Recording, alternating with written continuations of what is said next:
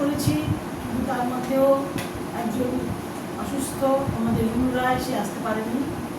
সমবেত হওয়ার কারণ হচ্ছে আজ আমাদের 13 বছর জন্মদিবস, তাই আমরা সামান্য একটু ছোট্ট নিবেদন করবো, করে আমরা কেক কাটবো।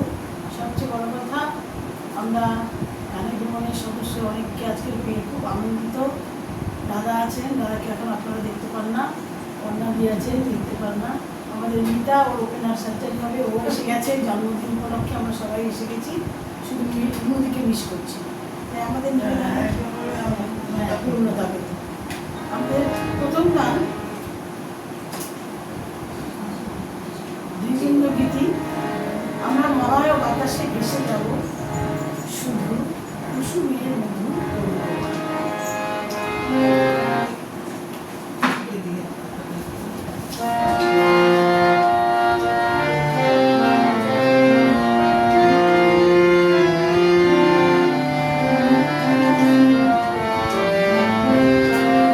আমরা মলয় বাতাসে ভেসে যাব।